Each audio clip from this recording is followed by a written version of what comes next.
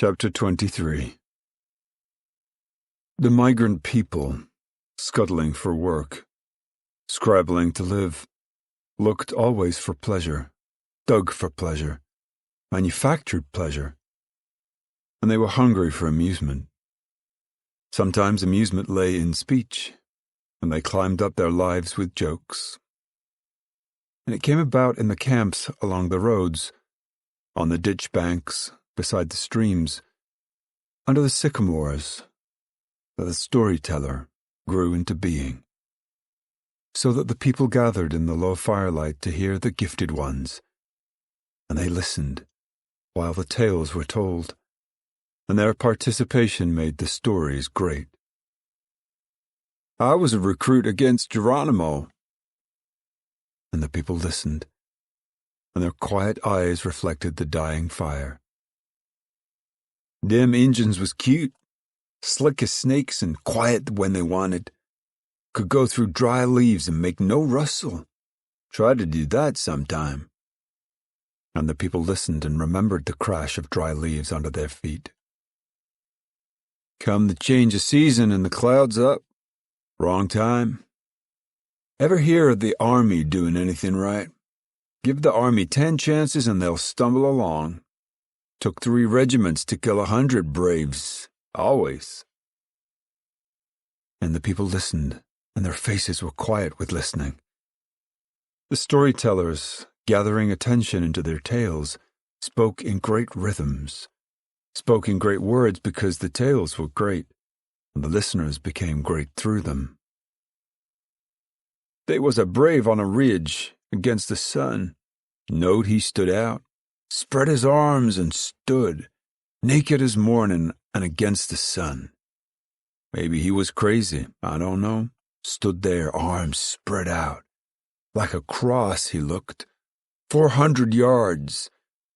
And the men, well, they raised their sights, and they felt the wind with their fingers. And then they just lay there and couldn't shoot. Maybe that Injun knowed something.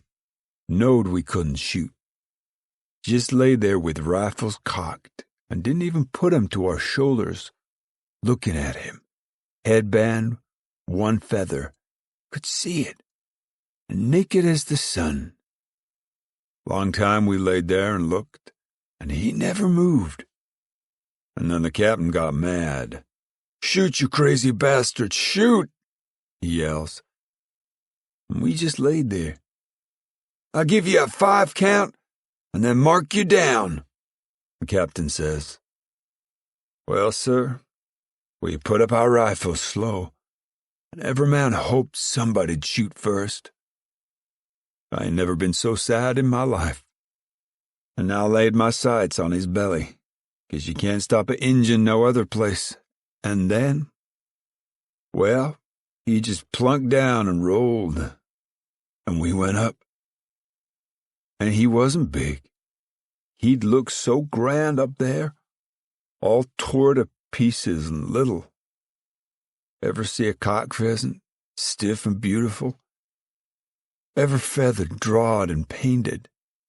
And even his eyes drawed in pretty? And bang! You pick him up, bloody and twisted, and you spoiled something better'n you. And eating him don't never make it up to you. 'Cause you spoiled something in yourself, and you can't never fix it up. And the people nodded, and perhaps the fire spurted a little light, and showed their eyes looking in on themselves. Against the sun, with his arms out, and he looked big as God. And perhaps a man balanced 20 cents between food and pleasure, and he went to a movie in Marysville or Tulare, in Ceres or Mountain View, and he came back to the ditch camp with his memory crowded, and he told how it was. They was this rich fella, and he makes like he's poor, and they's this rich girl, and she pretends like she's poor too, and they meet in a hamburg stand. Why? I don't know why. That's how it was. Why'd they pretend like they's poor? Well, they're tired of being rich. Horse shit. You want to hear this or not? Well, go on then. Sure, I want to hear it, but if I was rich, I'd get so many pork chops, I'd cord 'em up around me like wood, and I'd eat my way out. Go on.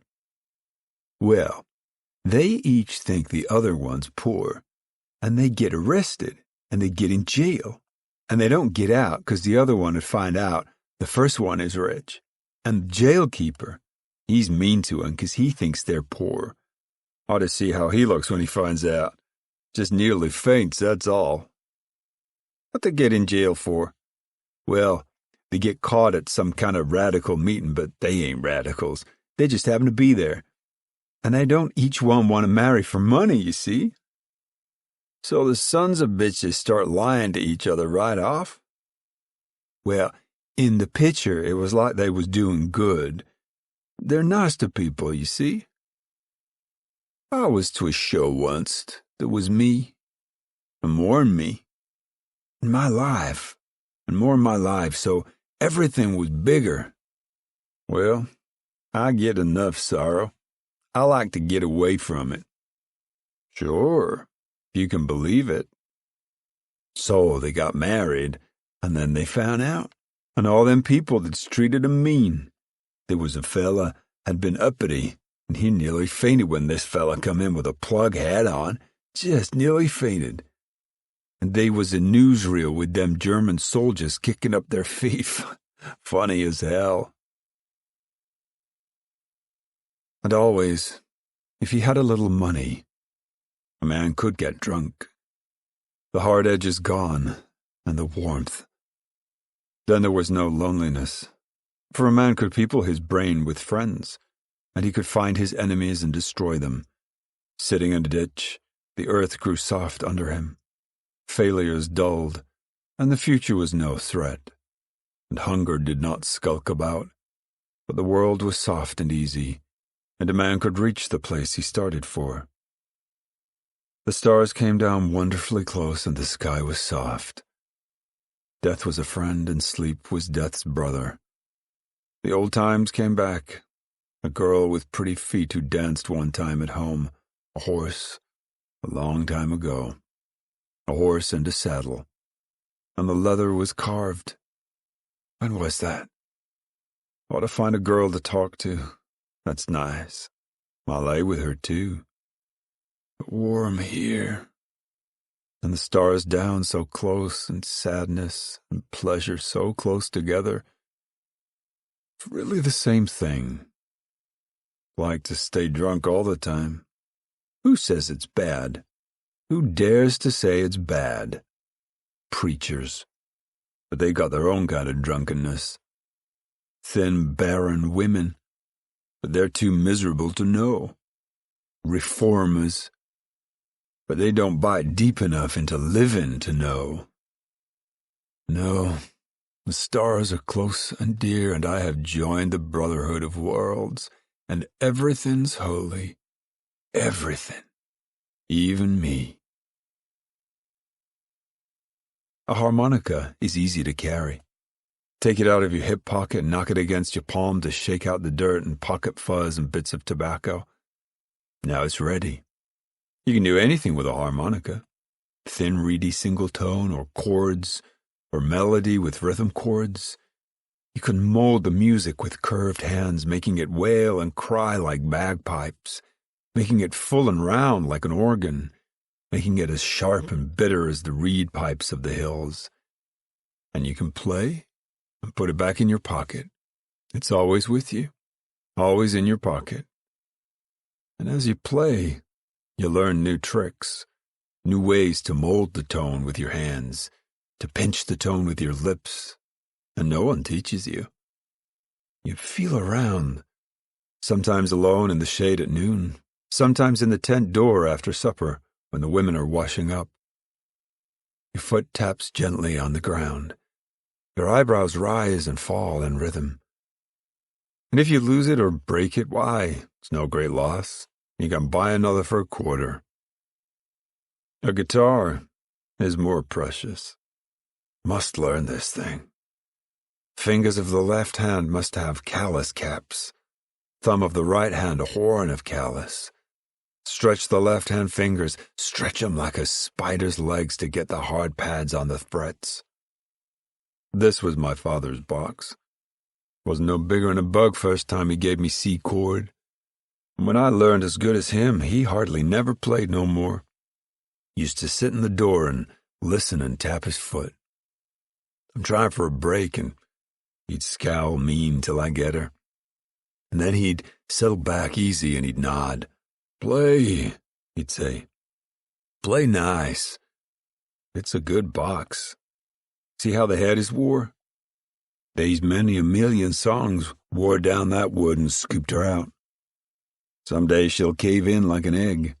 You can't petch her, nor worry her no way, or she'll lose tone. Play her in the evening, and they's a harmonica play in the next tent. Makes it pretty nice together.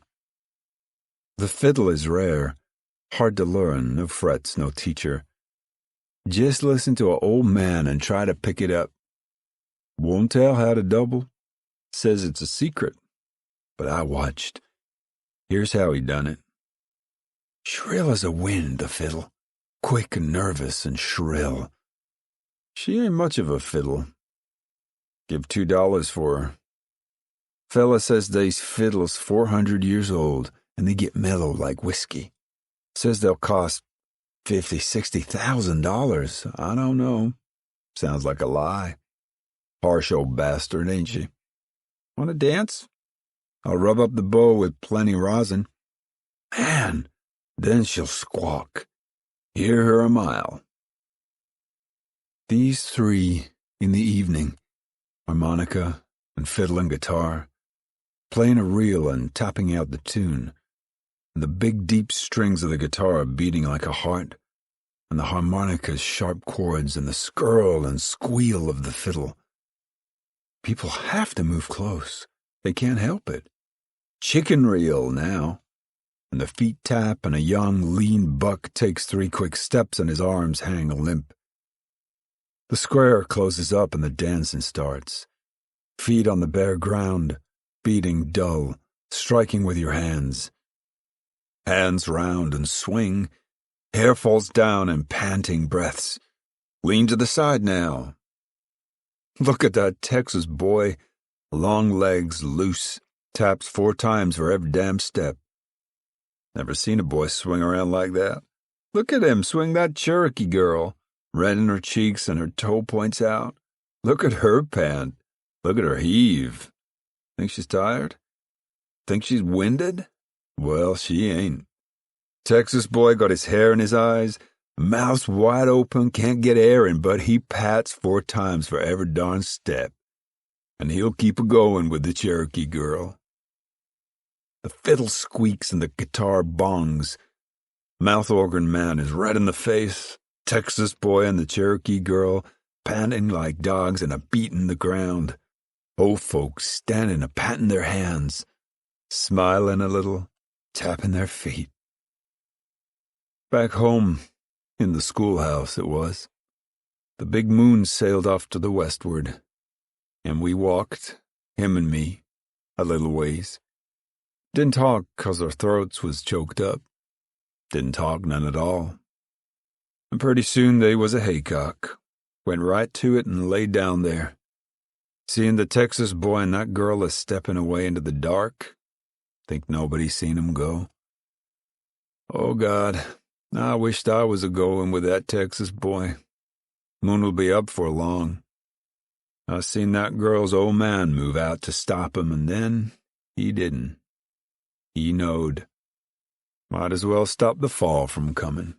I might as well stop the sap from moving in the trees. And the moon'll be up for long. Play more.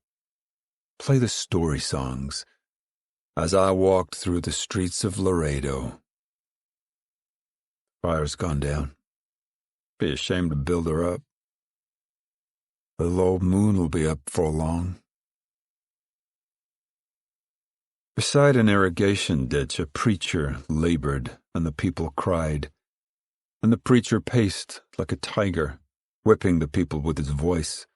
and they groveled and whined on the ground.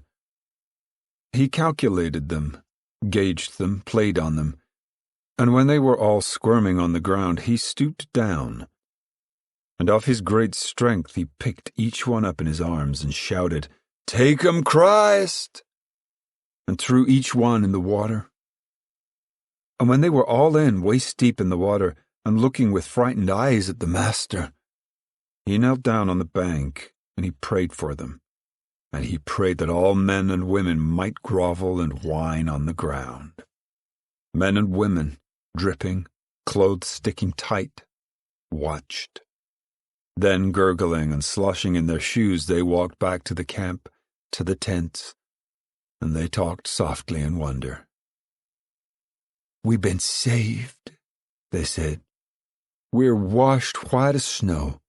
We won't never sin again." And the children, frightened and wet, whispered together, "We've been saved. We won't sin no more. Wished I'd knowed what all the sins was, so I could do 'em." The migrant people looked humbly for pleasure on the roads.